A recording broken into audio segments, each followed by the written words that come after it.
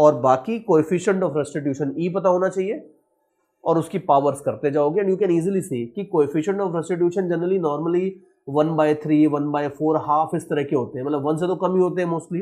तो you will see कि इस तरह की सिचुएशन में अगर 1 से कम वाली चीज है और उसकी अगर आप हर बार एक पावर करते जा रहे हो तो ये जो टाइम ऑफ फ्लाइट है ये बहुत रैपिडली रिड्यूस होने वाला है।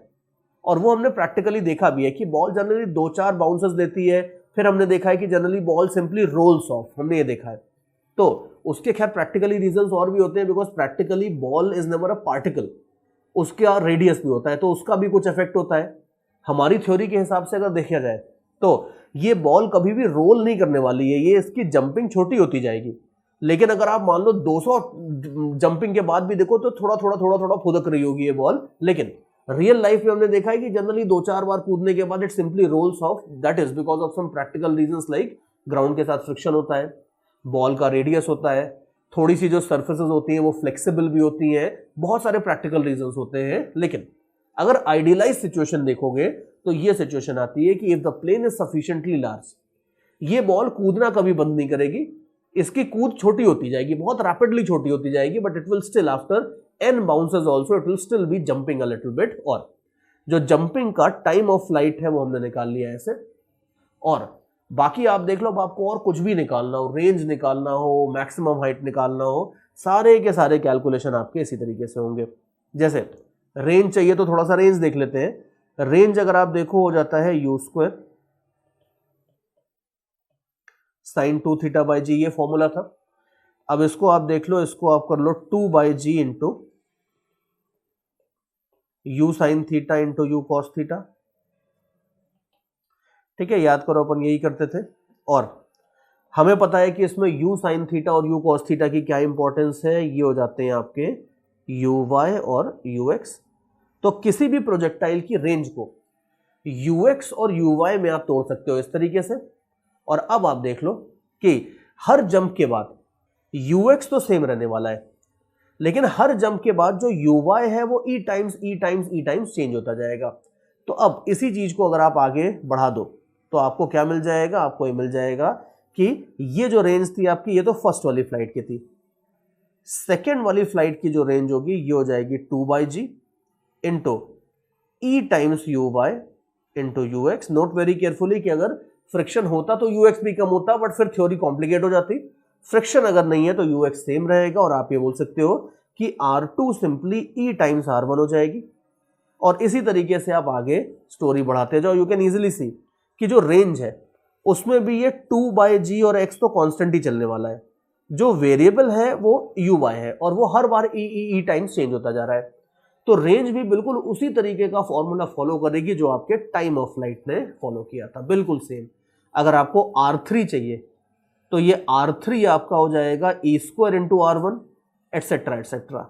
तो फॉर्मेलिटी है, लेकिन एक बार मैं फाइनल रिजल्ट लिख देता हूं रेंज के लिए भी कि nth फ्लाइट की जो रेंज होगी ये हो जाएगी e⁻n−1 इंटू R1। ईजी। इसी तरीके से आप मैक्सिमम हाइट वाइट जो भी निकालना चाहो, मैक्सिमम हाइट में जो मैक्सिमम हाइट होती है वो वेलोसिटी के y कंपोनेंट के स्क्वायर के प्रोपोर्शनल होती है।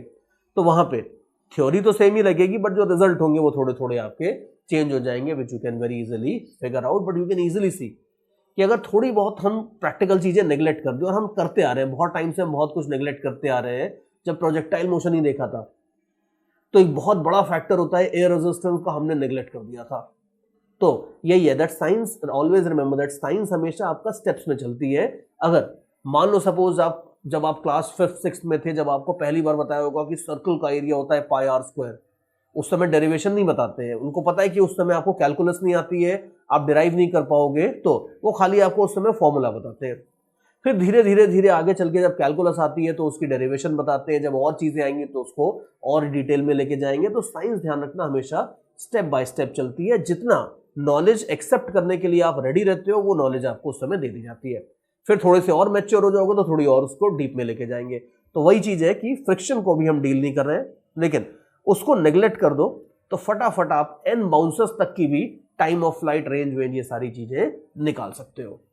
और आगे देखो, इसके बाद जरूरी नहीं है कि हम किसी बॉल को ग्राउंड के ऊपर ही बाउंस करवाएं। यू कैन इजीली सी कई बार अगर आप मान लो अकेले वॉलीबॉल की प्रैक्टिस कर रहे हो, जैसे आई रिमेंबर हमारे पास आईटी बॉम्बे में volleyball was a very popular game. I don't know why it was popular, but दो गेम्स बड़े पॉपुलर थे, cross country races and volleyball. दो जो थोड़े से जो जरा ज्यादा स्टड लोग थे, जिनका स्टैमिना था, वो क्रॉस कंट्री रेस के लिए जाते थे। They would run 11 kilometres, 21 kilometres. एक बंदा तो जो 42 किलोमीटर भी दौड़ जाता था हमारे यहाँ। So these guys had a lot of stamina. Normal जो बंदे थे मेरी तरह, जो 20-20 किलोमीटर नहीं दौड़ सकते थे, हम लोग वॉलीबॉल खेलते थे। और वॉलीबॉल में प्रैक्टिस के लिए एक बड़ी सी दीवार बना रखी थी उन्होंने, तो बॉल ले लो और बॉल से को हिट कर करके दीवार से वापस आती रहेगी। तो उस तरह से अपन प्रैक्टिस करते थे। तो यहाँ पे भी मान लो इस चीज को देख के भी वही सिनेरियो याद आ रहा है कि मान लो ये एक बड़ी सी दीवार है, यहां से मैं एक वॉलीबॉल फेंकता हूं। अब ऑब्वियसली ऐसा तो होगा नहीं कि आप कैसे भी फेंक दो वो टकरा के आपके पास ही आ जाएगी बॉल, ऐसा तो होगा नहीं। कई बार आप ऐसे फेंकते हो, टकरा के बॉल ऐसे जाती है, कई बार आप ऐसे फेंकते हो, टकरा के ऐसे गिर जाती है। There are many different ways in which the ball can go. तो यहां पे हम थोड़ा सा कैलकुलेशन करके देखेंगे कि अगर किसी वर्टिकल वॉल से पार्टिकल का कोलिजन होता है तो वो क्या होता है, उस केस में किस किस तरीके के प्रॉब्लम्स बनते हैं, इस केस को हम थोड़ा सा स्टडी करेंगे। लेकिन ध्यान से देखना कि ये केस ऑल्दो कॉम्पिटिटिव एग्जाम्स के हिसाब से इंपॉर्टेंट है, तो इनको हम थोड़ा अलग अलग लेके स्टडी कर रहे हैं। पिछला केस हमने देखा था कि collision of particle with a horizontal surface, जिसमें मल्टीपल बाउंस ले लिया था। यहां पे collision of particle with a vertical surface देख रहे हैं, लेकिन इन सबके पीछे कोर थ्योरी वही रहेगी जो अभी हमने इस सेक्शन के शुरू में डिराइव करी थी। तो यहां पे भी आप देखो कि मान लेते हैं कि किसी प्रोजेक्टाइल को मैंने एक इनिशियल स्पीड u से एक एंगल थीटा से फेंका था, फिर ये टकरा जाता है एक दीवार से, और दीवार से टकराने के बाद मान लो सपोज ये ऐसे ऐसे उछलते हुए यूं कुछ करते करते इस तरीके से ये वापस आता है। ठीक है, गया था ऐसे और पार्टिकल वापस इस तरीके से आता है। तो अब हम ये थोड़ा सब कुछ एनालाइज करके देखेंगे कि टक्कर के बाद का मोशन कैसा होता है। इसलिए जब तक टक्कर नहीं हुई थी तब तक तो ये सिंपल प्रोजेक्टाइल मोशन है, हमें आता ही इसको एनालाइज करना। टक्कर के बाद ये पार्टिकल कैसे जाएगा, कितनी दूर जाके गिरेगा, एटसेट्रा एटसेट्रा, ये सारी चीजें हम निकालने में अभी इंटरेस्टेड है। लेकिन ध्यान रखना, कोएफिशिएंट ऑफ रेस्टिट्यूशन हमें बिल्कुल गिवन होगा। फ्रिक्शनलेस है वॉल, ये तो हम एज्यूम ही कर लेंगे, बट कोएफिशिएंट ऑफ रेस्टिट्यूशन वगैरह हमें सारी चीजें गिवन है।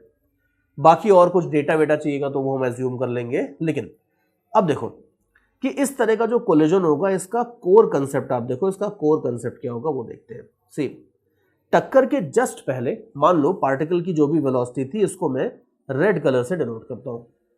हमें नहीं पता कितनी थी टक्कर के जस्ट पहले इसकी वेलोसिटी, लेकिन एटलीस्ट ये पता है कि इसकी हॉरिजॉन्टल वेलोसिटी तो थी u cos थीटा, बिकॉज किसी भी प्रोजेक्टाइल की हॉरिजॉन्टल वेलोसिटी अगर टक्कर वक्कर कुछ नहीं हो तो वेलोसिटी का हॉरिजॉन्टल कंपोनेंट तो कांस्टेंट रहता है। तो टक्कर के जस्ट पहले इसकी हॉरिजॉन्टल वेलोसिटी तो थी u cos थीटा, पक्की बात है। हमें नहीं पता वर्टिकल वेलोसिटी कितनी थी, मान लेते हैं कि वर्टिकल वेलोसिटी थी इसकी कुछ तो भी, मान लो v1, लेट अस से। ये टक्कर के जस्ट पहले वाला सिनेरियो, नोट वेरी केयरफुली कि v1 will depend on this कि ये दीवार कितनी दूर है, कितनी हाइट के ऊपर टक्कर हो रहा है। जितनी ज्यादा हाइट के ऊपर टक्कर होगा उतना वेलोसिटी का वर्टिकल कंपोनेंट कम होता जाएगा, and so on and so fourth. तो मान लेते हैं टक्कर के पहले ये वेलोसिटीज थी, और टक्कर के बाद अभी देखो टक्कर के बाद की जो वेलोसिटीज है उनको भी मैं मार्क कर देता हूं।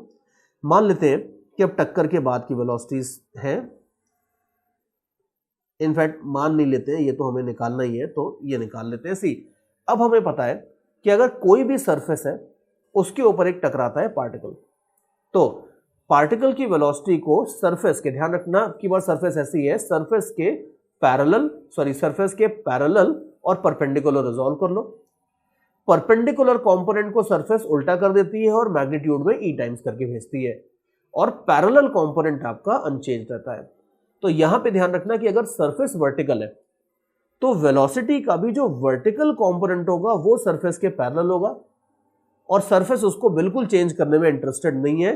तो टक्कर के जस्ट बाद अगर आप देखो तो वेलोसिटी का जो ये v1 वाला कंपोनेंट था ये अनचेंज रहेगा, लेकिन वेलोसिटी का जो ये वाला कंपोनेंट था u cos थीटा वाला जो कंपोनेंट था ये चेंज हो जाएगा। इसकी वैल्यू e टाइम्स चेंज हो जाएगी। जैसे e अगर मान लो 1/4 था तो आप ये बोल सकते हो कि हॉरिजॉन्टल कंपोनेंट जो होगा ये 1/4 हो जाएगा, वर्टिकल कंपोनेंट आपका बिल्कुल अनचेंज रहने वाला है बिकॉज ऑफ दिस कोलिजन। ठीक है, एक बात तो ये हो गई। अब इससे हमें क्या फायदा होगा? हमें फायदा नहीं होगा, जबरदस्त फायदा होगा। इससे आप देखना जबरदस्त फायदा होने वाला है हमें, बिकॉज अब आप ध्यान से देखो कि अगर वेलोसिटी का वर्टिकल कंपोनेंट चेंज नहीं हुआ तो यार लॉटरी लग गई अपनी तो, because vertical component he ultimately time of flight decide करता है। सी, मान लो अगर कोलिजन नहीं होता तो ये पार्टिकल यहां से, इस पॉइंट को कुछ बोल देता हूं मैं, जिस पॉइंट पे कोलिजन हुआ इसको ए बोल देता हूं, और जहां ये लैंड करने वाला था उसको बी बोल देता हूं, और जहां ये एक्चुअली लैंड करेगा उसको सी बोल देता हूं, और ओरिजिन जहां से फेंका था इसको ओ बोल देता हूं। अब देखो टाइम ऑफ फ्लाइट सेम रहने, सॉरी हमारा v1 सेम रहने का हमें जो जबरदस्त फायदा हो रहा है वो ये है कि अगर कोलिजन नहीं होता तो ये पार्टिकल ए से बी तक जाने में एक सर्टेन टाइम लेता, और ध्यान से देखो कि टाइम जो भी लिया जाता है वो डिपेंड करता है सिर्फ वेलोसिटी के वर्टिकल कंपोनेंट के ऊपर। और अगर ये चेंज नहीं हो रहा है तो ये पार्टिकल ए से बी तक जाने में जितना टाइम लेने वाला था उतना ही टाइम ये अल्टीमेटली ए से सी तक जाने में लेगा, ये बात है। तो देयरफॉर एक चीज तो आप 100% कंक्लूड कर सकते हो, ये टाइम और ये टाइम आपके बराबर होंगे। In other words, very very important point, कि इस तरह का किसी भी वर्टिकल वॉल से अगर पार्टिकल का कोलिजन होता है तो time of flight definitely change नहीं होता है। इन अदर वर्ड्स, पार्टिकल को ओ से ए तक जाने में और ए से सी तक जाने में जो टाइम लगेगा, इसको हम अब की बार का टाइम ऑफ फ्लाइट बोलेंगे। तो जो टाइम ऑफ फ्लाइट होगा ये हो जाएगा ओ से ए और ए से सी तक जाने का टाइम। और हमें पता है कि ए से सी तक जाने का टाइम तो वही है जो ए से बी तक जाने में लगने वाला था। इसका मतलब है कि ये जो टोटल टाइम होगा ये आपका simply 2u sin theta by G आ जाएगा। तो अगर दीवार नहीं होती और ये पार्टिकल 10 सेकंड में ग्राउंड पे गिरने वाला था तो टक्कर के बाद भी ये बेचारा 10 सेकंड बाद ही गिरेगा। ये सबसे बढ़िया, सबसे पहली बात तो हमें एक मिल गई। और जबरदस्त फायदे का मतलब है कि खाली एक नहीं कई सारी बातें मिलनी चाहिए। तो अभी आप देखो दूसरी बात भी मिलने वाली है, मैक्सिमम हाइट। सी, अगर टक्कर नहीं होती तो ये पार्टिकल जितनी हाइट तक जाता, टक्कर होने के बाद भी ये उतनी ही हाइट तक जाएगा, no doubt about that. Because याद करो, मैक्सिमम हाइट भी डिपेंड करती थी खाली वेलोसिटी के वर्टिकल कंपोनेंट के ऊपर, जो कि चेंज नहीं हो रहा। तो इसका मतलब है कि ये पीक और ये पीक, ये दोनों सेम लेवल पे होंगे, 100% सेम लेवल के ऊपर होने वाले हैं।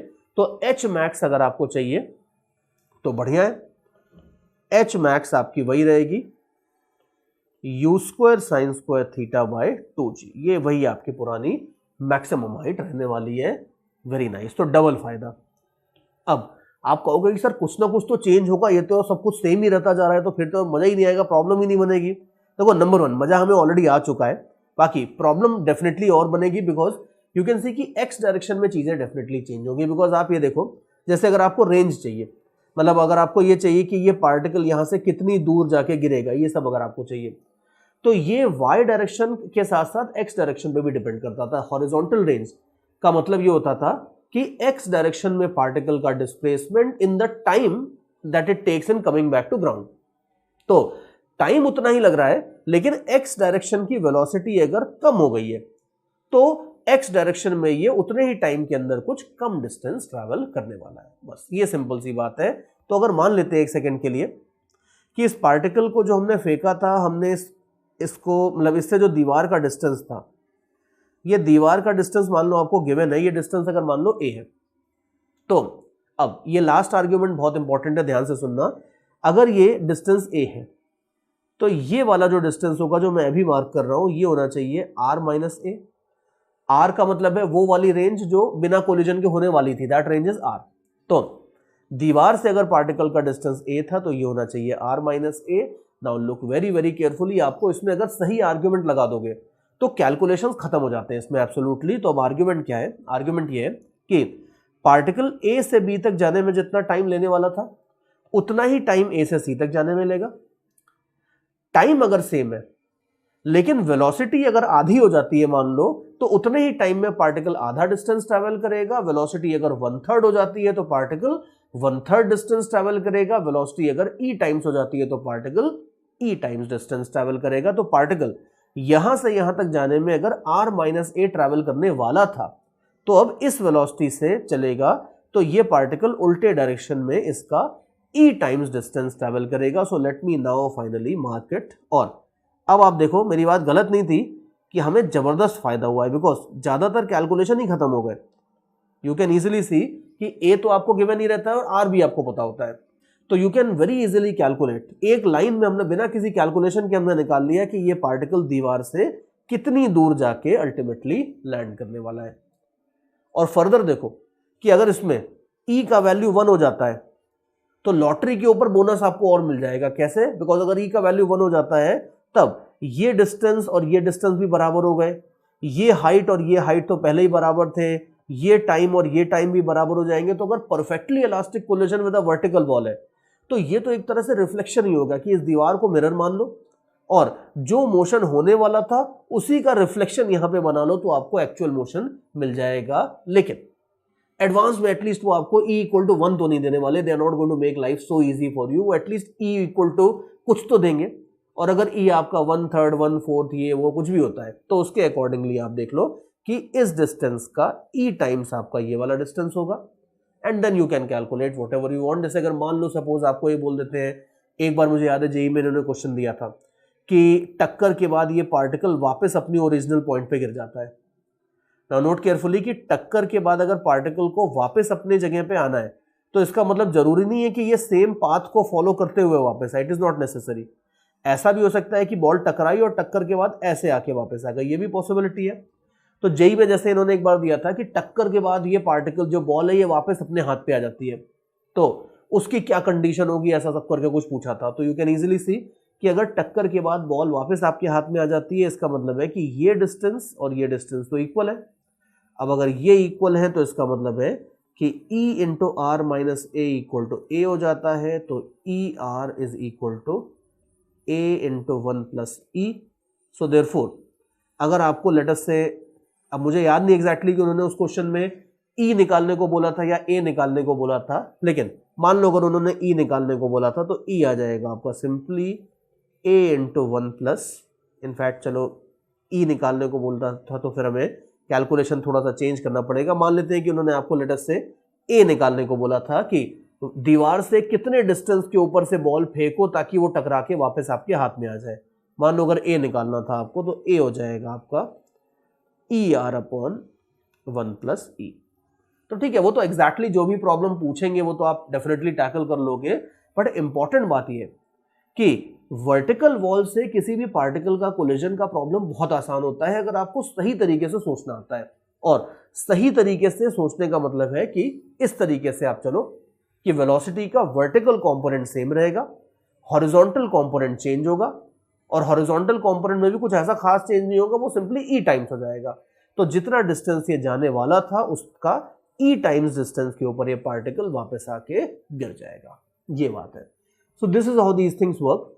हॉरिजॉन्टल सरफेस के साथ हमने कोलिजन देख लिया प्रोजेक्टाइल का, वर्टिकल सरफेस के साथ भी हमने कोलिजन देख लिया प्रोजेक्टाइल का। चलो और आगे चलते हैं, and now let me show you a very very interesting example. See question जरा ध्यान से सुनना, और बड़ा अच्छा क्वेश्चन है। क्वेश्चन ये है कि मान लो सपोज मेरे पास एक बड़ा गहरा सा कुआं है, there is a very very deep well, ठीक है, ये वेल है मान लो सपोज, और मान लो लेट अस से कि मैं किसी तरीके से इस वेल के बॉटम पे फंस गया हूं और वहीं से आपकी ऑनलाइन क्लासेस ले रहा हूं मान लो सपोज। तो बॉटम पे मैं फंसा हुआ हूं और क्लासेस लेते लेते मैं बोर हो गया, मुझे लगता है कि चलो यार कुछ खेला जाए। तो मेरे पास एक बॉल है, मैं बॉल लेता हूं, बॉल को मान लो सपोज एक दीवार के ऊपर मार देता हूं। मान लो सपोज मैं बॉल को फेंकता हूं और कुछ मान लेते हैं initial velocity late us say कि एक initial velocity 100 metres per second. Now that's too high for a human to generate, लेकिन मान लो सपोज मेरे अंदर सुपर ह्यूमन पावर्स भी आ गई और मैं 100 मीटर्स पर सेकेंड की स्पीड से बॉल दीवार पे मारता हूं, और ये जो एंगल है ये एंगल चलो 45 डिग्रीज रख देता हूं, बिकॉज फिजिक्स का टीचर हूं, पता है मुझे कि मैक्सिमम रेंज आती है 45 डिग्रीज के लिए, तो 45 डिग्री एंगल पे फेंकता हूं बॉल को। और उसके बाद समहाउ बाय गॉड्स ग्रेस ये जो दीवारें हैं, जो कुआं है, जो वेल है, इसकी जो दीवारें हैं, ये दीवारें मान लो परफेक्टली इलास्टिक है। तो यू कैन इजीली सी कि ये जो बॉल है ये कई बार इन दीवारों से टकराएगी ऐसे ऐसे ऐसे। और वैसे तो अगर मान लो सपोज कुआं बहुत गहरा नहीं होता तो ये भी हो सकता था कि किसी पॉइंट पे बाहर आ जाए, लेकिन अनफॉर्चुनेटली ऐसा है नहीं। तो ये बॉल कई जगह टकराएगी, टकराने के बाद वापस आएगी, वापस आते आते भी टकराएगी, और फाइनली कहीं ना कहीं ग्राउंड के ऊपर वापस आके गिर जाएगी। अब फर्दर मान लेते हैं सपोज कि ये जो कुआं है इसकी विड्थ भी आपको दे रखी है, ये जो विड्थ है ये कुछ भी ले लो, लेट अस से कि ये मैं आपको दे देता हूं कुछ भी 9 मीटर्स लेट्स से। क्वेश्चन मेरा ये है दैट अंडर दीज कंडीशंस अपने को ये निकालना है कि ये जो बॉल है ये टकराने के बाद, मल्टीपल बार टकराने के बाद फाइनली जब ग्राउंड के ऊपर आके गिरेगी तो ये मुझसे कितनी दूर आके गिरेगी, that means eight what distance from the point of projection will the ball finally hit the ground again. ठीक है, एक बार वापस मैं बोल देता हूं, क्वेश्चन बड़ा अच्छा है तो ध्यान से सुनना। क्वेश्चन ये है that there is a very very deep well, उसके अंदर मैं खड़ा हूं मान लो सपोज एक पॉइंट पे, अच्छा मैं किधर खड़ा हूं वो भी बताना पड़ेगा। तो ये मान लेते हैं सपोज कि मेरा जो डिस्टेंस है, कुछ भी ले लेते हैं, ये भी डिस्टेंस लेट अस से 4 मीटर ले लेते हैं। मान लो मैं राइट साइड वाला जो वॉल है इधर से 4 मीटर पे खड़ा हूं और मैं एक पार्टिकल को, एक बॉल को 100 मीटर्स पर सेकेंड की स्पीड से 45 डिग्री एंगल के ऊपर फेंकता हूं। ये बॉल कई सारे कोलिजन करने के बाद फाइनली ग्राउंड को आके हिट कर देती है। क्वेश्चन ये है कि ये ग्राउंड को जब हिट करेगी तो वो पॉइंट मेरे से कितनी दूर पे होगा, at what distance from point of projection is the ball going to hit the ground. ये क्वेश्चन है और बड़ा अच्छा क्वेश्चन है। इसमें वैल्यूज भी मैंने आपको जानबूझ के थोड़ी अटपटी सी दी है, बिकॉज अगर मैं कुछ सिंपल वैल्यूज दे देता कि वेल की जो विड्थ है वो राउंड फिगर में 10 मीटर्स कर देता, इस बंदे को सेंटर पे डाल देता, then the calculations would become very easy. लेकिन यहाँ पे कंसेप्ट भी बड़ा अच्छा लगेगा, इसमें कैलकुलेशंस भी बड़े अच्छे होंगे। तो एक बार वीडियो को पॉज करके आप टाइम ले लो, इसमें कोई दिक्कत नहीं, आप आराम से इसमें एक दिन ले लो पूरा, कोई दिक्कत नहीं, आप आराम से सोचो, सोच समझ के इसमें जितना निकाल सकते हो, जो कर सकते हो सबसे पहले वो तो अपने साइड से कर लो। आई एम नॉट सेइंग कि आप बिल्कुल आंसर ही निकाल लोगे, लेकिन जितना अपने साइड से सोच सकते हो वो आप सोच के रखो, and then we will solve the question together and you will really enjoy the solution. तो देखो अभी क्या है, इसमें क्या होने वाला है वो देखते हैं। सी सॉल्यूशन के ऊपर मैं आ रहा हूं अभी। एक काम करते हैं, सबसे पहले तो एक चीज देखते हैं, हमने थोड़ी देर पहले भी देखा था कि अगर E की वैल्यू 1 होती है तो हमें पता है कि एक दीवार से टकराने के बाद ये पार्टिकल दूसरे साइड में भी उतना ही डिस्टेंस ट्रैवल करता है, एटसेट्रा एटसेट्रा, मतलब जो रेंज होती है वो कुछ अनचेंज टाइप की रहती है। अब यहां पे भी एक काम करते हैं, सबसे पहले मैं रेंज निकाल के रख लेता हूं। G को हम 10 मान ही लेंगे तो रेंज हो जाएगी आपकी u² sin 2 थीटा बाई जी। तो रेंज हम निकाल के रख लेते हैं, ये हो जाएगी u² sin 2 थीटा मतलब sin 90 डिग्रीज डिवाइडेड बाई जी। ठीक है, ये रेंज आ जाती है आपकी 1000 मीटर्स। तो दैट मीन्स कि अगर ये वॉल्स वगैरह नहीं होती, कुएं की दीवारें वगैरह नहीं होती, मैं हॉरिजॉन्टल ग्राउंड पे फेंकता तो ये बॉल 1000 मीटर के डिस्टेंस के ऊपर जाके तो गिरने वाली थी नॉर्मली। लेकिन अब मल्टीपल टक्कर के बाद कहां गिरेगी वो अपने को निकालना है। ये एक चीज हमने निकाल के रख ली है। अब जरा ध्यान से देखना, प्रॉब्लम में हम इस चीज का बड़ा फायदा उठाने वाले हैं कि E = 1 है। बिकॉज अगर E = 1 है तो आप देखो कि अगर मान लो एक सेकंड के लिए अगर लेफ्ट वाली दीवार नहीं होती तो हमें पता है कि 4 मीटर से तो हमने यहां से फेंका है, तो 4 मीटर तो ऑलरेडी कवर हो गया। अब इसके बाद 996 मीटर्स ये बॉल और आगे जाने वाली थी, लेकिन जाएगी नहीं क्योंकि टक्कर हो गई है। और अगर मान लो लेफ्ट वाली दीवार नहीं होती तो अब हम ये सर्टेनली बोल सकते हैं कि ये पार्टिकल उल्टे साइड में 996 मीटर के ऊपर जाके गिरता। लेकिन चक्कर यह है कि लेफ्ट साइड भी दीवार है, तो अब लेफ्ट साइड वाली दीवार और उसमें भी E = 1 है, लेफ्ट साइड वाली दीवार का भी E = 1 है। तो जब लेफ्ट साइड से टक्कर होगा तो ये पार्टिकल वापस आएगा ऐसे, और वापस आके अगर ये इधर आता तो यू कैन इजीली सी कि ये जितना आगे जाने वाला था उतना इधर आता। Now the argument is also becoming a little bit complex, but you will easily see कि अल्टीमेटली ये जितनी बार भी टकराए और अल्टीमेटली वापस आए, एक चीज तो श्योर है कि टाइम ऑफ फ्लाइट इसको वही लगना है, टाइम वही लगना है जो टाइम ऑफ फ्लाइट लगने वाला था अगर कोई कोलिजन नहीं होता तो। एक बात, और उतने टाइम में हॉरिजॉन्टल वेलोसिटी भी इसकी मैग्नीट्यूड में सेम रहने वाली है। तो इसका मतलब है कि आगे पीछे करते हुए चाहे जैसे भी घूमे, इसको अल्टीमेटली हॉरिजॉन्टल डायरेक्शन के अंदर डिस्टेंस वही ट्रैवल करना है जो डिस्टेंस 1000 मीटर ये ट्रैवल करने वाला था। तो हम एक इंपॉर्टेंट चीज निकाल लेते हैं, that since E = 1, since walls are frictionless, हम एक कंक्लूजन डेफिनेटली निकाल सकते हैं कि ये पार्टिकल अल्टीमेटली जितना भी इधर उधर फुद के ये हॉरिजॉन्टल डायरेक्शन में जो डिस्टेंस ट्रैवल करेगा वो ये अल्टीमेटली 1000 मीटर ट्रैवल करने वाला है। ये इस क्वेश्चन का सबसे बेसिक और सबसे इंपॉर्टेंट आइडिया है जो हमने सबसे पहले निकाला। ठीक है, अभी थोड़ा रफ वर्क में हटा देता हूं ये सब, because we are going to need all the space that we can have. और अब आगे देखो, अब ये 1000 मीटर तो इसको हमें देना है। अब 1000 मीटर का कैसे कैसे होगा, देखो जब पहला कोलिजन होता है तो ये 4 मीटर ट्रैवल कर चुका है, तो let me mark this point as 1। जब पहला कोलिजन होता है तब ये 4 मीटर ट्रैवल कर चुका है ऑलरेडी। फिर जब दूसरा कोलिजन होगा, अच्छा 4 मीटर से मेरा मतलब है हॉरिजॉन्टल डायरेक्शन में 4 मीटर ये ट्रैवल कर चुका है। फिर उसके बाद जब ये दूसरा कोलिजन होगा तब देखो दूसरे कोलिजन में अगर आप देखो तो इसने हॉरिजॉन्टल डायरेक्शन के अंदर 9 मीटर ट्रैवल कर लिया। तो ठीक है, 4 ऑलरेडी हो चुका था, 9 मीटर और ट्रैवल कर लिया। फिर उसके बाद आप देख लो तीसरा कोलिजन होगा। अब तीसरे कोलिजन में इसने फिर हॉरिजॉन्टल डायरेक्शन में 9 मीटर्स ट्रैवल कर लिया और इस तरीके से आप सीरीज बनाते जाओ। फर्स्ट कोलिजन, सेकेंड कोलिजन, फिर जब थर्ड कोलिजन होगा तो ये 4 + 2 × 9 ट्रैवल कर चुका होगा, and so on and so fourth. आप सीरीज बनाते जाओगे तो जब चौथा कोलिजन होगा तो 3 × 9 हो जाएगा, एंड सो ऑन। इस तरीके से ये हॉरिजॉन्टल डायरेक्शन में कितना डिस्टेंस ट्रैवल करता जा रहा है उसकी हम सीरीज बनाते जा रहे हैं।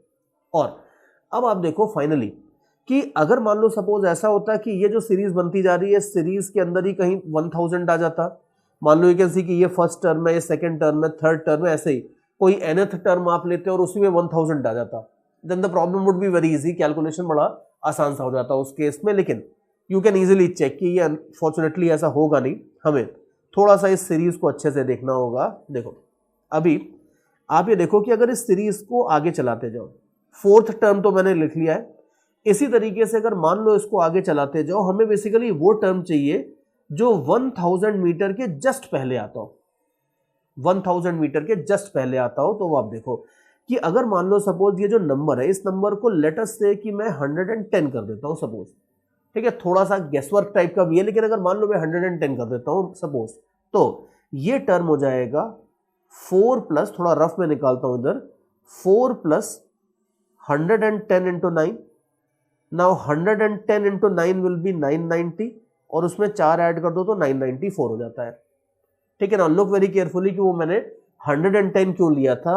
देखो कि अगर मान लो सपोज मेरे पास कोई ऐसा टर्म आता है जो 4 + 110 × 9 हो, तो ये पूरी की पूरी चीज मिला के हो जाती है 994 मीटर। मतलब ये वाला जो कोलिजन हो रहा है, जो लास्ट वाला टर्म मैंने लिखा है, इस वाले कोलिजन तक इसने हॉरिजॉन्टल डायरेक्शन में 994 मीटर ट्रैवल कर लिया था। अब इसमें 994 में अगर आप और 9 ऐड करते हो, अगर मान लो सपोज ये एक बार और कोलाइड करता है दीवार से, तो ये 100 ये आपका 1000 से ज्यादा हो जाता है। इसका मतलब है कि ये जो मैंने लिखा है यहां पे, ये होगा last collision, the story of the last collision. तो ये जो होगा ये आपका लास्ट कोलिजन होगा। इसके बाद अगला कोलिजन कहां पे होगा? अगला कोलिजन इसके बाद आखिरी में ये ग्राउंड पे आ जाएगा। तो ये आखिरी कोलिजन है और हमने काउंट करके भी देख लिया। आप देख लो कि ये फर्स्ट कोलिजन था, ये सेकंड था, ये थर्ड था, ये फोर्थ था। अब सीरीज बनती जा रही है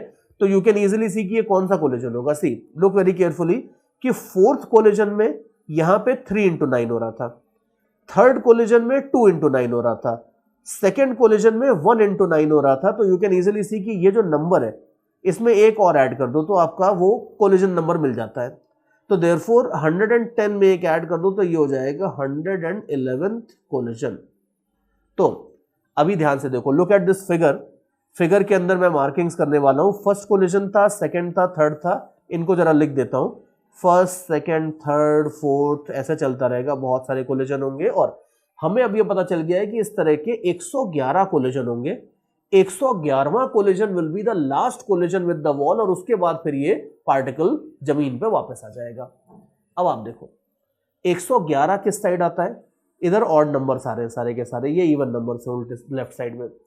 तो 111वां कोलिजन का मतलब है कि ये पार्टिकल का जो लास्ट कोलिजन होगा ये होगा इधर राइट हैंड साइड वाली वॉल से, और उसके बाद फिर ये पार्टिकल जमीन पे आ जाएगा। And you can easily see कि 111वें कोलिजन तक इसने हॉरिजॉन्टल डायरेक्शन में 994 मीटर ट्रैवल कर लिया है, जबकि इसको टोटल ट्रैवल करना है 1000 मीटर। तो भाई कितना बचा है? कितना बचा है आप देख लो खुद ही। 1000 में से अगर 994 आप कवर कर चुके हो तो बचा है 6 मीटर्स। तो फाइनली क्या हो गया? फाइनली ये हो गया कि 111वां कोलिजन जो हो रहा था वो हुआ और उसके बाद ये 6 मीटर और ट्रैवल करेगा हॉरिजॉन्टल डायरेक्शन में और फिर फाइनली ग्राउंड को हिट कर जाएगा। तो यू कैन इजीली सी कि जो फाइनली पार्टिकल लैंड करेगा वो राइट साइड वाली वॉल से 6 मीटर के डिस्टेंस के ऊपर लैंड करेगा। हमें बोला था कि पॉइंट ऑफ प्रोजेक्शन से कितने डिस्टेंस पे लैंड करेगा, तो आप देख लो कि अगर ये 6 मीटर है, ये 4 मीटर था, तो पॉइंट ऑफ प्रोजेक्शन से ये 2 मीटर के ऊपर लैंड करने वाला है, ये बात है। तो फाइनल आंसर अगर आप देखोगे तो फाइनल आंसर हो जाएगा 2 metres left of point of projection. बिल्कुल मतलब फॉर्मल तरीके से मैंने ऐसा लेफ्ट राइट भी बता दिया है, ये आपका बिल्कुल फाइनल आंसर आ जाएगा। नाउ यू कैन इजीली सी, कई बच्चे भी कंफ्यूज हो जाते हैं, सर धमाका कर दिया आपने तो, पता नहीं क्या क्या चीजें आ गई। लेकिन यही फायदा होता है रिकॉर्डेड लेक्चर्स का। अब अगर मान लो ये लेक्चर ये प्रॉब्लम मैंने क्लास में ली होती तो मुझे प्रॉब्लम पूरी की पूरी मुझे पता है, एक बार में जनरली बच्चों को ये सारे कैलकुलेशन समझ में नहीं आते, आइडिया लग जाता है, बड़े अजीब अजीब से 110 111 क्या क्या आ गया वो एक बार में समझ में नहीं आता है। तो जनरली जब मैं प्रॉब्लम लाइव मतलब पढ़ा रहा होता हूँ क्लासरूम में, वहां लेता हूँ तो एक बार कैलकुलेशन मेरे को पूरे रिपीट करने होते हैं, पूरा क्लास का टाइम उसमें वेस्ट होता है। खासकर उन बच्चों का टाइम होता है वेस्ट होता है जिनको एक बार में समझ में आ गया था, उनका टाइम जरूर वेस्ट होता है। लेकिन यहाँ पे किसी भी तरह से टाइम वेस्ट होने की कोई पॉसिबिलिटी नहीं है, ना समझ में आने की भी कोई पॉसिबिलिटी नहीं है। बिकॉज एक और फैक्ट है कि इस तरह की प्रॉब्लम, देखो ये प्रॉब्लम मैथ्स की ज्यादा है, फिजिक्स की कम है, लेकिन कॉम्प्लेक्सिटी तो है इस प्रॉब्लम के अंदर।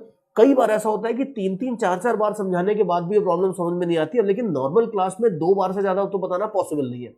तो ये होता है कई बार क्लास में कि जो बहुत ज्यादा आगे के बच्चे होते हैं, जो बहुत कुछ पढ़ के आते हैं, वो आर ब्रिलियंट, उनको 2 बार समझाने की जरूरत नहीं होती, उनका टाइम वेस्ट होता है। और जो 3 या 4 बार में समझने वाले थे, उनको मैं 3 या 4 बार तो समझा नहीं सकता क्लास में, तो वो अनफॉर्चुनेटली टेंस हो जाते हैं, उनको समझ में नहीं आती है। लेकिन रिकॉर्डेड लेक्चर इसका बिल्कुल सीधा जवाब है कि अगर इस प्रॉब्लम को आपको 4 बार में समझना है तो आप इस वीडियो को 4 बार रिपीट कर लो, कोई रोकने नहीं आ रहा आपको। और ये प्रॉब्लम अगर आपको एक बार में समझ में आ जाती है तो आप एक बार में देख लो। एंड अगर मान लो सपोज आप बिल्कुल सुपर ब्रिलियंट लेवल के हो और आपने प्रॉब्लम बिना मेरी मदद के खुद ही सॉल्व करके आंसर 2 मीटर्स निकाल लिया था, तो आपको मेरी कोई बकबक सुनने की जरूरत नहीं है, आप सीधे सीधे इस 2 मीटर को वेरीफाई करो और खुशी खुशी आगे बढ़ जाओ। तो पॉइंट ये दैट रिकॉर्डेड लेक्चर, इसीलिए मैंने रिकॉर्डेड लेक्चर्स बनाने शुरू किए थे, because this concept is beautiful, it is amazing कि हर बंदा अपने तरह से चीजों को मॉडिफाई करके अपने तरीके की, जो आपकी लर्निंग की स्पीड है, जो टारगेट्स हैं, उसके हिसाब से आप चीजों को एडजस्ट करके चला सकते हो काम। तो चलो एनीवे कमिंग बैक, इस प्रॉब्लम में अगर एक बार में समझ गए हो तो ठीक है, नहीं तो इस वीडियो को 1-2 बार आप घुमा फिरा के देख लो। पर ध्यान रखना है कि इसमें मैथमेटिकल पार्ट ज्यादा है, problem is more about mathematics in the end rather than physics. Physics तो बस इतना है कि टक्कर अगर सारी की सारी परफेक्टली इलास्टिक है तो बिना टक्कर के ये जितना हॉरिजॉन्टल डिस्टेंस कवर करने वाला था, टक्करों के बाद भी ये उतना ही हॉरिजॉन्टल डिस्टेंस कवर करेगा। ये इतनी सी फिजिक्स है। बाकी सीरीज वीरीज जो बनाई है वो हमने पूरा का पूरा प्योर मैथमेटिकल डिस्कशन किया है। ठीक है, तो एक बात तो ये हो गई। और आगे देखो, कोलिजन की हमने बात कर ली है, पार्टिकल का कोलिजन देख लिया है हमने एक हॉरिजॉन्टल सरफेस से, फिर देख लिया है एक वर्टिकल सरफेस से। अब अगर इतना देख ही रहे हैं तो भाई फिर एक इंक्लाइंड सरफेस से भी देख लेते हैं। तो नेक्स्ट मैं आगे आपको लेके चलता हूं, मैं आपको दिखाऊंगा कि किस तरीके से एक पार्टिकल का कोलिजन होता है इंक्लाइंड प्लेन के साथ। याद करो हमने projectile motion on an inclined plane देखा था, ये उसी से रिलेटेड है कि एक इंक्लाइंड प्लेन के ऊपर मैं पार्टिकल को ड्रॉप कर दूंगा, फिर ये टकराएगा, टकराने के बाद एक बाउंस करेगा, दूसरा बाउंस करेगा, और बाउंस करते करते करते ये इंक्लाइंड प्लेन पे नीचे जाएगा। यू विल इजीली सी कि यहाँ पे बाउंस के बाद का जो मोशन होगा उसमें हमारा पूरा projectile motion on an inclined plane लगने वाला है। तो चलो देखते हैं कि इस तरह के प्रॉब्लम्स को कैसे हैंडल किया जाता है। चलो देखो, सबसे पहले तो कुछ डेटा एज्यूम कर लेते हैं। जैसे मान लो सपोज इस पार्टिकल को हमने ड्रॉप किया है और लेट अस से कि ये पार्टिकल इंक्लाइंड प्लेन से टकराने वाला है और ये टकराता है विद अ वेलोसिटी v0। ठीक है, ये इंक्लाइंड प्लेन से टकराएगा और ये टकराता है विद अ वेलोसिटी v0, मतलब टक्कर के जस्ट पहले इसकी वेलोसिटी है v0। कोएफिशिएंट ऑफ सब्स्टिट्यूशन, अब बार बार 1 देना तो ठीक नहीं है, तो coefficient of substitution let us say e है। And we are going to study कि इसका मोशन क्या होगा, कैसा होगा। लेकिन ध्यान से देखना, प्रॉब्लम किसी भी फॉर्म में आ जाए, कोर कंसेप्ट तो आपके वही रहते हैं जो थे शुरू में। और कोर कंसेप्ट क्या था कि किसी भी पार्टिकल की इनिशियल वेलोसिटी को सरफेस के पैरेलल और परपेंडिकुलर रिजॉल्व कर लो। पैरेलल कंपोनेंट अनचेंज रहता है और परपेंडिकुलर कंपोनेंट डायरेक्शन में उल्टा और मैग्नीट्यूड में e टाइम्स हो जाता है। तो बस यही चीज हम लगा देंगे यहाँ पे भी। आप ध्यान से देखो कि इस v0 को सबसे पहले तो मैं रिजॉल्व कर लेता हूं ऐसे। Note very carefully, red colour से जो भी मैं लिख रहा हूं ये टक्कर के जस्ट पहले वाले पैरामीटर्स हैं। तो आप देख लो v0 का ये कंपोनेंट आ जाएगा v0 cos थीटा, ये आ जाएगा आपका v0 sin थीटा। ठीक है, सबसे पहले तो आप इसे रिजॉल्व कर लो। अब रिजॉल्व करने के बाद अब आप देखो, now I will write down the velocity components just after the collision. See, टक्कर के बाद अब आप देखो, टक्कर के बाद हमें पता है कि ये वाला कंपोनेंट डायरेक्शन में रिवर्स और मैग्नीट्यूड में ई टाइम्स हो जाएगा। तो ये हो जाएगा आपका E V not cos theta, और ये वाला कंपोनेंट तो सेम ही रहेगा, तो उसको दोबारा लिखने की जरूरत नहीं, मैं इसी को बॉक्स कर देता हूं, ये सब सेम रहेगा। तो यू कैन इजिली सी कि टक्कर हो चुकी है।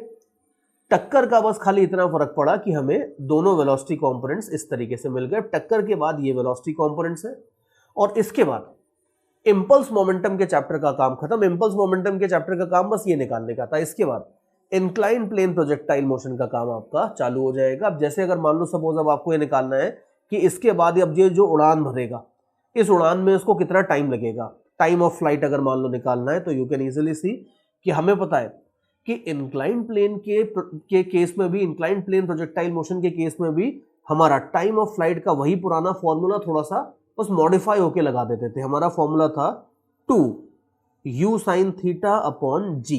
इसको हम लिखते थे ऐसे। Incline projectile plane projectile motion में भी सब कुछ यही होता था, बस u y की जगह अगर आप देखो तो ये हो जाता था v not cos theta into E. E तो लगाना, ये ई को नहीं भूल सकते, और ए वाई हो जाएगा आपका जी कॉस थीटा। तो इसके बाद जब ये भरेगा उड़ान, तो इसका टाइम ऑफ फ्लाइट हो जाएगा आपका इस तरीके से 2। In fact you can easily see that cos theta आपका दोनों तरफ से कैंसिल हो जाएगा, तो इसको कैंसिल कर दो, तो 2v not by G multiplied by E, ये आपका आ जाएगा टाइम ऑफ फ्लाइट। कौन सा? पहला वाला time of flight. Now you can also try कि हो सकता है कि शायद, अब देखो incline plane projectile motion is more complicated, लेकिन हो सकता है कि शायद यहां पे भी दूसरा वाला टाइम ऑफ फ्लाइट निकालना भी पॉसिबल हो। और सरप्राइजिंगली आप देखना होगा जब दोबारा टक्कर होगी। अब आप देखो यहां पे जब टक्कर हो रही है, तो हमें पता है कि वेलोसिटी का जो ये वाला कंपोनेंट होता है, ये तो टक्कर के जस्ट पहले ऐसा हो जाता है, और टक्कर के जस्ट बाद जो होगा, इसको मैं एक और कलर, तीसरा कलर लेके आता हूं, ऑरेंज कलर मान लो। अब जब ये दूसरी उड़ान भरेगा, तो उसकी जो इनिशियल वेलोसिटी का y कंपोनेंट होगा, ये हो जाएगा इस वाले का e टाइम्स, तो E square V not cos theta. You can easily see सब कुछ सेम रिपीट होता जाएगा। यहां पे ये t1 आया था, जो ये t2 होगा, ये हो जाएगा 2v nought by g into e square. और इस तरीके से अगर nth उड़ान भी भरते हो, तो उसका टाइम ऑफ फ्लाइट आपके पास इस तरीके से आ जाएगा। ये बात है। तो यू कैन इजीली सी कि अगर ये n उड़ानें भरता है, तो n उड़ानों के लिए इसका टाइम ऑफ फ्लाइट आप निकाल सकते हो। पूरी सीरीज बन जाती है। मतलब एक्सपेक्टेड नहीं था कि इंक्लाइन प्लेन प्रोजेक्टाइल मोशन जैसे कॉम्प्लिकेटेड केस में भी हम nth वाले उड़ान का भी टाइम ऑफ फ्लाइट निकाल लेंगे, बट लकीली हमने निकाल लिया। दूसरा आगे देखो इसमें कि अब आपको इसी तरीके से रेंज निकालनी है, तो रेंज में इतनी सारी कैलकुलेशन करना आसान नहीं रहेगा, बिकॉज रेंज में आप देखो, रेंज हम फर्स्ट वाली तो आराम से निकाल सकते हैं, लेकिन प्रॉब्लम ये है कि सेकंड वाली में रेंज चेंज हो जाएगी, बिकॉज यहां पे जो x कंपोनेंट ऑफ वेलोसिटी है वो चेंज होता जा रहा है, not because of collision. Collision की वजह से चेंज नहीं हो रहा है, x component of velocity change हो रहा है because you are going down the incline plane. तो इस डायरेक्शन में जो ये g sin थीटा का ग्रेविटी का एक्सेलरेशन है, वो x कंपोनेंट ऑफ वेलोसिटी को कंटिन्यूअसली चेंज करता रहेगा। तो यहां पे पहले वाले उड़ान में आप चलो रेंज निकाल लो, लेकिन इसके बाद की जो रेंजेस होंगी वो कोई सिंपल फॉर्मूले में अनफॉर्चुनेटली फिट होती नहीं है, बट फिर भी फर्स्ट वाली एटलीस्ट आप चाहो तो आराम से निकाल सकते हो कि ये टाइम था, और इतने टाइम में x डायरेक्शन में जो ये डिस्टेंस ट्रेवल करेगा वो आप s equal to u t plus half a t square से निकाल लोगे। तो therefore you can easily see कि इंक्लाइन प्लेन के ऊपर भी अगर आप पार्टिकल को बाउंस कराते हो, तो हमारे लिए अब ये सब चीजें भी कोई चैलेंजिंग नहीं है, आराम से हम इस तरह की चीजों को हैंडल कर सकते हैं।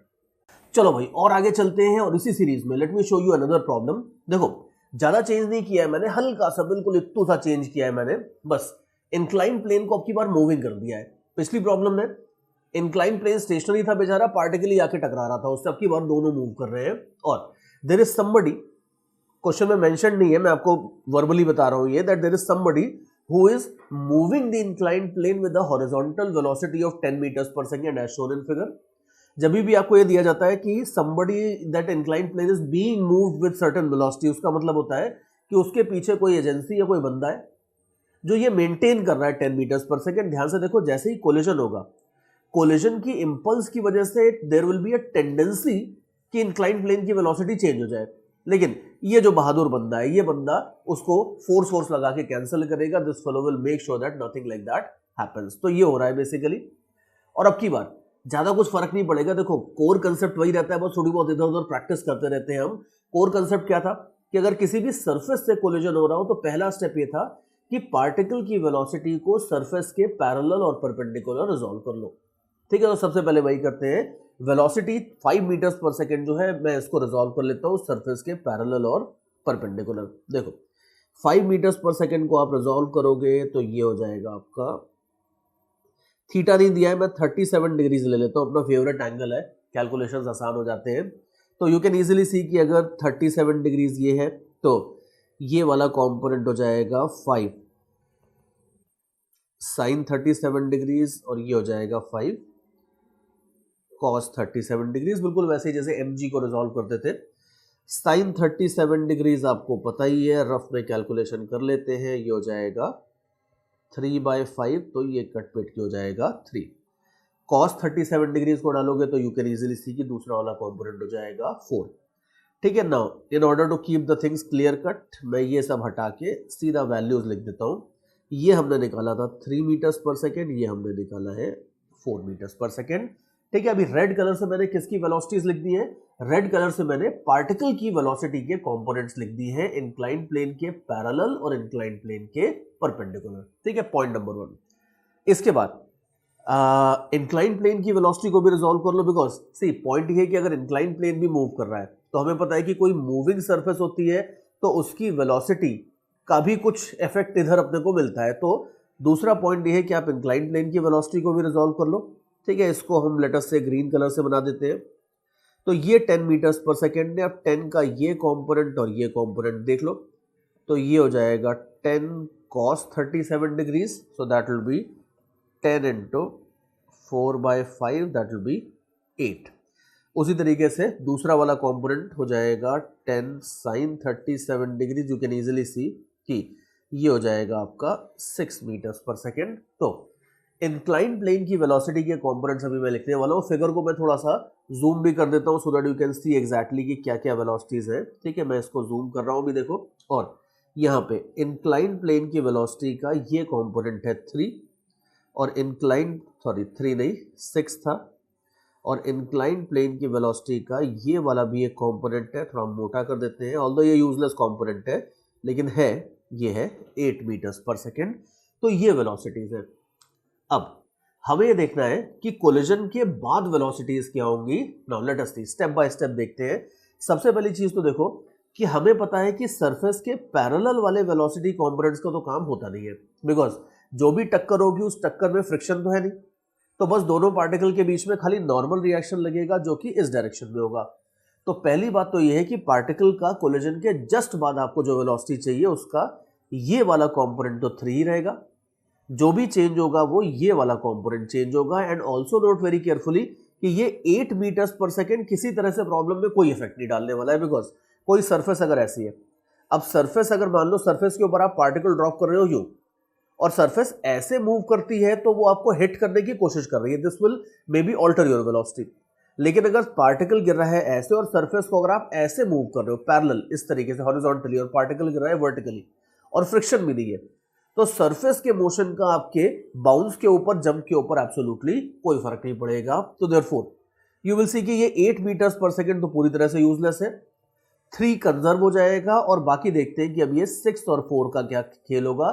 6 और 4 वाला जो नॉर्मल डायरेक्शन है उसके अंदर मैं ई की इक्वेशन अभी लिखने वाला हूं। So let me make the figure small again, और अब मैं यहाँ पे जरा ई की इक्वेशन आपको लिख के दिखाता हूं। देखो, ठीक है, ये सब रफ वर्क हटा देते हैं। अभी मैं लिखता हूं ई की इक्वेशन।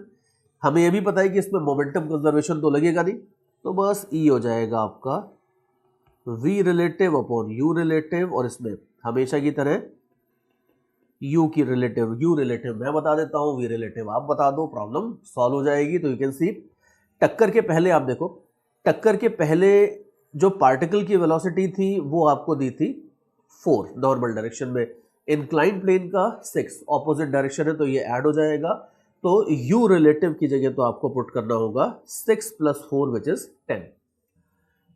लास्टली टक्कर के बाद हमें नहीं पता कि पार्टिकल की वेलोसिटी इस डायरेक्शन में कितनी हो जाएगी, तो इसको कुछ मार्क कर देते हैं। टक्कर के बाद पार्टिकल की जो नॉर्मल वाली वेलोसिटी है ये लेटस से की हो जाती है v। तो अब ध्यान से देखो दैट नंबर 1, ये वेलोसिटी डेफिनेटली 6 से ज्यादा होगी, बिकॉज अगर पार्टिकल है, प्लेन है, दोनों सेम डायरेक्शन में मूव कर रहे हैं with particle being ahead of the plane, तो ये वेलोसिटी डेफिनेटली इससे ज्यादा होगी, नो डाउट अबाउट दैट। तो ये तो हो जाएगी आपकी v - 6, और इस इक्वेशन को हम कर लेंगे सॉल्व। तो you will have 5 = v - 6, v हो जाएगा आपके पास 11 मीटर्स पर सेकेंड।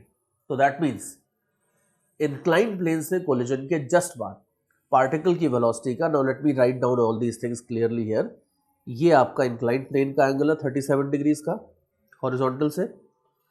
टक्कर के जस्ट बाद अगर आप देखोगे तो पार्टिकल की वेलोसिटी का ये कंपोनेंट हो जाएगा, ये कंपोनेंट रहेगा 3, और ये वाला कंपोनेंट बड़ी अच्छे से चेंज होगा, और ये कंपोनेंट आपका हो जाएगा 11 मीटर्स पर सेकेंड। तो एक ऑप्शन तो ये है कि आप आंसर को ऐसे ही छोड़ सकते हो 3, 11 इस तरीके से, और बाकी अगर आप चाहो, डिपेंड करता है कि उन्होंने ऑप्शन ABCD कैसे दिए एग्जाम में, तो जैसे भी ऑप्शंस दिए हैं उसके हिसाब से आप आंसर छोड़ सकते हो। अगर आपको मान लो फाइनली चाहिए तो ऐसा भी कर सकते हो कि जो 11² + 3² अंडर रूट करोगे तो ये आपको स्पीड मिल जाएगी, इसका एंगल चाहिए तो आपको एंगल मिल जाएगा, क्योंकि अब इसमें बड़े आराम से ये आगे की भी बात कर सकते हैं, ये ऐसे भी बात कर सकते हैं कि ये लेट अस से कि ये पार्टिकल इंक्लाइंड प्लेन को दोबारा कितने टाइम बाद हिट करेगा, whatever they can keep asking you all sort of things. तो जो पूछा है उसके हिसाब से इन दोनों कंपोनेंट्स को आप आगे एडजस्ट कर सकते हो, वो आपके ऊपर है। लेकिन हमने देखा है कि अगर इंक्लाइंड प्लेन मूव भी कर रहा है तो भी कोई फर्क नहीं पड़ता है, किसी भी सरफेस, चाहे वो स्टेशनरी हो चाहे वो मूविंग हो, उससे कोलिजन अगर कभी भी होता है किसी पार्टिकल का, तो पहला स्टेप होता है कि सारी वेलोसिटीज को सरफेस के टैंजेंट और नॉर्मल के अलॉन्ग रिजॉल्व कर लो। अगर फ्रिक्शन नहीं है तो टैंजेंट वाले कंपोनेंट्स के ऊपर कहीं कोई फर्क पड़ेगा ही नहीं, और नॉर्मल वाले कंपोनेंट जो होते हैं वो बिल्कुल वन डायमेंशनल कोलिजन के आइडियाज लगा के सॉल्व हो जाते हैं। So this was one thing. ठीक है, ये तो हो गया। अब मैं फाइनली आपको थोड़े से डीप वाटर्स में लेके चलता हूं। देखो ये सब तो आसान था, ये सब ज्यादा चैलेंजिंग नहीं था, ये सब तो आप नहीं भी बताता तो समझ ही जाते, कोई बड़ी बात नहीं थी। अब मैं आपको थोड़ी सी अच्छी प्रॉब्लम की तरफ लेके चलता हूं। सी अब ये आप देखो, ये सेम क्वेश्चन, सिमिलर क्वेश्चन जैसा दिखने वाला क्वेश्चन भी एक और मैंने बनाया यहाँ पे। फिगर देख के तो आपको लगेगा कि यार ये क्या है सर, ये तो वही सेम फिगर तीसरी बार आ गई, लेकिन अभी देखना है इसमें काफी कुछ खेल होने वाला है, इसमें काफी कुछ चीजें चेंज होंगी। देखो अब की बार सिचुएशन क्या है, वही सेम पार्टिकल है, कुछ मास मान लेंगे इसका m वगैरह व्हाटएवर, इसको मैं उसी इंक्लाइंड प्लेन के ऊपर ड्रॉप कर रहा हूं। लेकिन ध्यान से देखो, अब की बार मैं चेंज ये कर रहा हूं कि इंक्लाइंड प्लेन को कोई बंदा मूव नहीं कर रहा है, एक फ्रिक्शनलेस सरफेस है, उसके ऊपर एक इंक्लाइंड प्लेन रखा हुआ है, और मासेस मैं कुछ भी दे देता हूं आपको, इसका मास लेटर से m दे देता हूं, इसका मास लेटर से 3m दे देता हूं, व्हाटएवर। इंक्लाइंड प्लेन के ऊपर मैंने एक पार्टिकल को ड्रॉप किया। अब की बार इंक्लाइंड प्लेन ना तो स्टेशनरी है ना उसे कोई रोकने वाला है, तो जैसे ही टक्कर होगी, जैसे यहां पे टक्कर होगी, यू कैन सी कि जैसे ही टक्कर होगी वैसे ही इंक्लाइंड प्लेन पार्टिकल के ऊपर एक इंपल्स लगाएगा, ऐसे नॉर्मल रिएक्शन वाली, पार्टिकल पलट के उसके ऊपर इंपल्स लगाएगा इस डायरेक्शन में, and you can easily see कि इस इंपल्स के हॉरिजॉन्टल कंपोनेंट की वजह से इंक्लाइंड प्लेन थोड़ा पीछे मूव करने लगेगा। तो यहां पे सिचुएशन थोड़ी सी इंटरेस्टिंग होने वाली है। यहां पे खाली ई का कंसेप्ट लगाने से काम नहीं चलेगा। क्वेश्चन में इन्होंने ये कुछ भी नहीं दिया है कि इंक्लाइंड प्लेन की टक्कर के बाद कितनी वेलोसिटी हो जाएगी, वो सब अपने को निकालनी पड़ेगी। तो क्वेश्चन ये है कि एक स्टेशनरी इंक्लाइंड प्लेन के ऊपर एक पार्टिकल को ड्रॉप किया है, inclined plane is placed on a horizontal frictionless surface. टक्कर के जस्ट बाद हमें इंक्लाइंड प्लेन की या वेज की भी वेलोसिटी निकालनी है, और इस पार्टिकल की तो हम खैर निकाल ही लेते हैं, ये हमारा टारगेट है। और इसमें आई विल सीरियसली सजेस्ट कि आप एक बार वीडियो पॉज करके इसमें अपने आइडियाज लगा लो, बिकॉज क्वेश्चन अच्छा है और इसको हम सॉल्व करते टाइम भी थोड़ी सी नई थ्योरी देखने वाले हैं। तो वो थ्योरी देखने में भी, समझने में भी आपको ज्यादा मजा आएगा अगर आप एक बार इसको अपने तरीके से अटेम्प्ट कर चुके होगे। यू विल सून सी, जैसे आप अटेम्प्ट करोगे यू विल सून सी कि इसमें लीनियर मोमेंटम कंजर्वेशन लगाने में भी थोड़ी सी प्रॉब्लम होगी। हालांकि आप ये चलो ये बोल सकते हो कि इन दोनों को अगर आप सिस्टम मान लेते हो तो इस सिस्टम का एक्स डायरेक्शन में लीनियर मोमेंटम कंजर्व होगा। ये अगर आप करना चाहो तो आप बिल्कुल कर सकते हो। ई का कंसेप्ट लगेगा ही लगेगा, और बाकी आई विल से कि एक बार इसको आप अपने हिसाब से थोड़ा बहुत ट्राई करके देख लो, बिकॉज हमेशा समझने का किसी भी चीज को सबसे बढ़िया तरीका होता है कि आप सबसे पहले चीजें थोड़ी सी ट्राई करके देखो एंड गिव इट टाइम। अगर क्लास में आप बैठे हो, क्लास में टीचर सामने सामने पढ़ा रहा है, उस समय आपके पास ज्यादा टाइम नहीं होता, टीचर के पास भी टाइम नहीं होता है, वो आपको प्रॉब्लम देते हैं सुपरफिशियली के बोलते हैं 2-3 मिनट देख लो। अब 2-3 मिनट में तो यार कौन सा आइडिया आएगा। लेकिन यहाँ पे रिकॉर्डेड लेक्चर्स हैं, आराम से आप वीडियो को पॉज करो, 5, 10, 15, 20 मिनट, आधा घंटा आप इसको अटेम्प्ट करके देख लो, और उसके बाद फिर जब आप सॉल्यूशन देखोगे तो आपकी अंडरस्टैंडिंग बहुत सुपर अंडरस्टैंडिंग बनेगी। बिकॉज बहुत सारी चीजें करने वाली और नहीं करने वाली बहुत सारी चीजें आपने सोच ली होगी, आपके दिमाग में ऑलरेडी बहुत सारी चीजें चल रही होंगी, and then when you receive the correct theory then you will be able to learn it in a much better way. तो आप एक बार इसको अटेम्प्ट कर लो, और चलो अब तक आपने कर लिया होगा अटेम्प्ट। अब मैं जरा आपको इसके सॉल्यूशन की तरफ लेके चलता हूँ। It is a beautiful solution, और मतलब this is not just an example. इस एग्जाम्पल को आप थ्योरी की तरह ट्रीट करो, बिकॉज इसमें हम जो थ्योरी इंट्रोड्यूस करेंगे वो बहुत सारे सैकड़ों अलग अलग एग्जाम्पल्स होते हैं इस तरीके कि उसमें वो सेम थ्योरी आपकी यूज होने वाली है। So let us have a look at what is going on here. See देखो, इसमें अपन एक मानते हैं चीज, सबसे पहले खैर देखो वेलोसिटी रिजॉल्व करने का शुभ काम तो हम कर ही लेते हैं, तो वो तो कर ही लो। टक्कर के जस्ट पहले इस पार्टिकल के जो वेलोसिटी कंपोनेंट्स थे ये थे आपके you cos theta, you sine theta, ठीक है। ये है पार्टिकल्स का जो मास है, इसको मैं m1 बोल देता हूं, और जो वेज का मास है इसको मैं m2 से डिनोट करता हूं। लास्ट में मैं m1 और m2 की वैल्यू m और 3m रख दूंगा for simplifying the calculations, but अभी मैं इसको m1 और m2 से डिनोट कर रहा हूं। तो टक्कर के पहले की ये सिचुएशन थी। Now listen very carefully. इस तरह की क्वेश्चंस में जनरली मैंने देखा है कि बेटर ये रहता है कि आप इसमें थोड़ा सा इम्पल्स का यूज कर लो। कैसे करेंगे इम्पल्स का यूज, वो देखो। सी इसमें आप इम्पल्स का यूज इस तरीके से करोगे कि जब टक्कर होगी तो टक्कर के दौरान ये वेज इस पार्टिकल के ऊपर कुछ इम्पल्स लगाएगा, और हमें पता है कि दो पार्टिकल्स के बीच में इम्पल्स हमेशा इक्वल एंड ऑपोजिट होती है, it is not like work.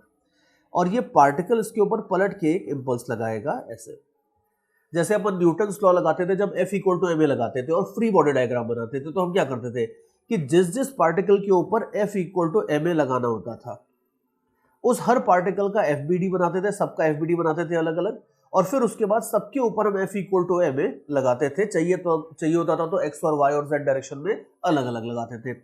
कुछ कुछ यहाँ पे भी है कि हम impulse equal to change in linear momentum ये इक्वेशन लगाने वाले हैं हर पार्टिकल के ऊपर। तो जैसे आप FBD बनाते टाइम केयरफुली सारे के सारे फोर्सेस ड्रॉ करते थे, और उन फोर्सेस का इफेक्ट होता था कि वो एक्सेलरेशन देते थे आपको। उसी तरीके से इस तरह की जो प्रॉब्लम्स होती है, ऐसी और बहुत सारी प्रॉब्लम्स आएंगी जिसमें हम इम्पल्स का यूज करेंगे। तो इस तरह की सारी प्रॉब्लम्स में आप जो भी डायग्राम बनाओगे, फ्री बॉडी डायग्राम, उसमें फोर्सेस मार्क करने की बजाय हर पार्टिकल के ऊपर लगने वाली सारी इम्पल्सेस ड्रॉ करो। और जैसे फोर्स आपको एक्सेलरेशन देता था, एक्सेलरेशन तो फिर भी सिंपल सी चीज होती थी, एक्सेलरेशन की वजह से वेलोसिटी ग्रेजुअली चेंज होती थी। इंपल्स अगर लगती है तो उसकी वजह से वेलोसिटी एकदम से चेंज होती है। तो वैसे ही आप इंपल्स का जो डायग्राम होता है उसके वो बनाने के बाद हर पार्टिकल के ऊपर impulse equal to mass into change in velocity ये लगा दो, और आपको अगर सारी इंपल्सेस पता है तो हर पार्टिकल का चेंज इन वेलोसिटी आपको आराम से मिलता जाएगा। ये बात है। F इक्वल टू ma में जो फोर्स होता था वो एक ग्रेजुअल एक्सेलरेशन देता था, उसकी वजह से वेलोसिटी ग्रेजुअली चेंज होती थी। यहां जो इंपल्स होती है वो सडनली एकदम से वेलोसिटी को चेंज कर देती है, लेकिन बिल्कुल FBDs वैसे ही बनेंगे, बस F इक्वल टू ma की बजाय I equal to m into delta v, जिसको हम इंपल्स मोमेंटम थ्योरम बोलते हैं, वो बस आपको लगा देना है, दैट इज इट, और कुछ नहीं करना है। तो देखो अभी देखते हैं, हमने देखा कि पार्टिकल के ऊपर इंपल्स और वेज के ऊपर इंपल्स तो इस तरह से लग गया। अब पार्टिकल को सबसे पहले पकड़ते हैं। चलो अब पार्टिकल के लिए देखो, पार्टिकल के मान लो टक्कर के बाद पार्टिकल की वेलोसिटी हो जाती है v1 इस वाले डायरेक्शन में, और इंक्लाइंड प्लेन के पैरेलल वाली वेलोसिटी तो आपको पता ही है कि ये चेंज नहीं होती है, तो ये तो u sin थीटा ही रहेगी, और नॉर्मल वाली चेंज होती है तो ये मान लेते हैं कि चेंज होके हो जाती है लेट अस से v1, ठीक है। और इस पार्टिकल के ऊपर इंपल्स लगी है इस डायरेक्शन में I, और टक्कर के पहले इसकी जो ये वाली वेलोसिटी थी ये थी आपकी u cos थीटा। तो जब आप पार्टिकल के ऊपर इंपल्स मोमेंटम थ्योरम लगाओगे तो impulse is equal to mass into change in velocity. Now note that कि इम्पल्स अगर इस डायरेक्शन में है, इसी डायरेक्शन को अगर आप पॉजिटिव ले रहे हो तो इस डायरेक्शन में जो फाइनल वेलोसिटी है ये हो जाएगी आपकी प्लस v1 और इनिशियल वेलोसिटी हो जाएगी इतनी, ये बात है। तो it will be m v1 plus u cos theta. ठीक है, ये हो जाएगी आपके पास कौन सी इक्वेशन, ये हो जाएगी आपके पास इम्पल्स की इक्वेशन पॉइंट नंबर 1 पार्टिकल के लिए। वेज के लिए इक्वेशन और भी आसान रहेगी। वेज के लिए अगर अपने को देखना है तो मैं ओरिजिनल फिगर के अंदर ही I just remove the rough work and show you the thing. So impulse अगर आपको वेज के ऊपर चाहिए तो ये लग रही थी आई इस तरीके से। यू कैन इजिली सी कि ये इसका जो साइन कॉम्पोनेंट है ये अपने काम आएगा। तो वेज का मास अगर m2 है, पार्टिकल का m1 था, वेज का मास अगर m2 है तो वेज के ऊपर इम्पल्स लगी है I sine theta is equal to mass into final velocity. मान लेते हैं वेज की हो जाती है v2 और इनिशियल वेलोसिटी तो वेज की थी 0। तो ये आपके पास बन जाती है इक्वेशंस। कौन सी equation, let me highlight them. एक बन गई है ये इक्वेशन और दूसरी बन गई है आपकी ये इक्वेशन। ये दो इक्वेशंस आपके सामने हैं। इन दोनों इक्वेशंस के अंदर अब एक बार जरा काउंट करके देख लो कि अननोन्स कितने हैं। अगर इक्वेशंस अननोन्स बराबर है तो सॉल्व हो जाएगी, नहीं तो हमें कुछ इक्वेशन और चाहिएगी। अब आप देख लो, एक अननोन है i, दूसरा अननोन है v1 और तीसरा भी अननोन है, that is very unfortunate v2। तीन अननोन्स, दो इक्वेशंस और तीन अननोन्स, बहुत नाइंसाफी है। और एक और इक्वेशन अपने को चाहिएगी और वो कहां से आएगी। अब ध्यान से देखना कि अब इसमें लीनियर मोमेंटम कंजर्वेशन लगाने से फायदा नहीं है, बिकॉज ये जो आपने इंपल्स बोला है कि इक्वल एंड ऑपोजिट होती है, इसी का यूज करके ultimately law of conservation of linear momentum आता था। तो अब आप एक्स डायरेक्शन में लीनियर मोमेंटम कंजर्व कर दोगे तो आपको कोई नई इक्वेशन नहीं मिलेगी, यही पुरानी इक्वेशन वापस मिल जाएगी। लेकिन ई वाली इक्वेशन का हमने अभी तक यूज नहीं किया है, तो ये जो ई इक्वल टू 0.5 दिया था ये हमें थर्ड इक्वेशन देने वाला है। तो बस इसको यूज कर लेते हैं। तो फाइनली ई का इक्वेशन मैं लिखने वाला हूं, e equal to mod of v relative upon mod of u relative. ठीक है, ये हो जाता है ई। तो अब ई का वैल्यू आ गया 0.5 और वी रिलेटिव यू रिलेटिव में पहले चलो यू रिलेटिव डालते हैं, दैट इज ऑलवेज इजियर। टक्कर के पहले वेज स्टेशनरी थी और हमें पता है कि ये ओब्लिक कोलिजन वगैरह जितने भी होते हैं इसमें आपको ये जो वेलोसिटी जो लेनी होती है ये सब आपको वेलोसिटी के ये वाले कंपोनेंट लेने होते हैं, नॉर्मल कंपोनेंट। तो यू रिलेटिव आप देख लो, यू रिलेटिव की जगह यू नहीं रखोगे, बिकॉज नोट केयरफुली कि यू साइन थीटा तो कोलिजन करा ही नहीं रहा है। कोलिजन करवाने का काम किसका है, यू कॉस थीटा का। तो देयरफॉर यू रिलेटिव की जगह आप खाली रखोगे यू का normal component which is you cos theta. और टक्कर के बाद अब आप देखो, टक्कर के बाद थोड़ी सी सिचुएशन इंटरेस्टिंग हो गई। टक्कर के बाद वेज की ये वेलोसिटी है और पार्टिकल की ये वेलोसिटी है। तो अब ये जो v1 और v2 मैंने एनसर्कल कर रखे हैं, ये भी हमें ऐसा नहीं कि v1 माइनस v2 डाल देना, हमें इसके नॉर्मल कंपोनेंट्स का रिलेटिव वेलोसिटी लेना है। तो देयरफॉर अब आप देखो कि वेज की वेलोसिटी है अगर v2, now I am marking it here, wedge की वेलोसिटी अगर v2 है तो v2 का ये कंपोनेंट हो जाएगा v2 sin थीटा, राइट। तो और पार्टिकल रिबाउंड कर रहा है विद नॉर्मल वेलोसिटी v1।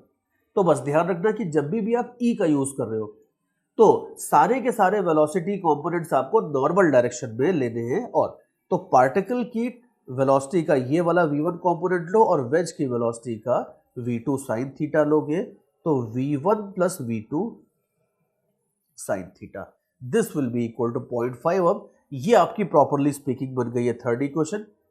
और इन तीन इक्वेशंस को यूज करके आगे आप इक्वेशंस को सॉल्व कर लो, you will get everything and there will be not, these equations can be solve quite easily. अभी आप देख लो, इसमें ज्यादा कुछ मुश्किल नहीं है।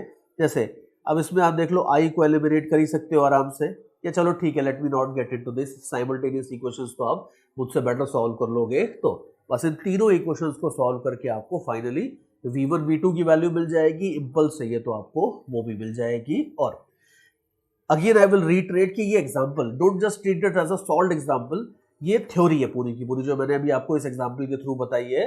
तो ध्यान रखना कि बहुत सारे ऐसे क्वेश्चंस आएंगे जिसमें आप इस तरीके से इम्पल्स एक्सचेंज जो होती है उसको लिखोगे और इम्पल्स मोमेंटम थ्योरम लगा के इक्वेशंस लिखोगे। साथ में अगर ई की इक्वेशन लिखनी होगी तो आप ई की इक्वेशन भी लिखोगे। This is how you are going to solve these kind of problems.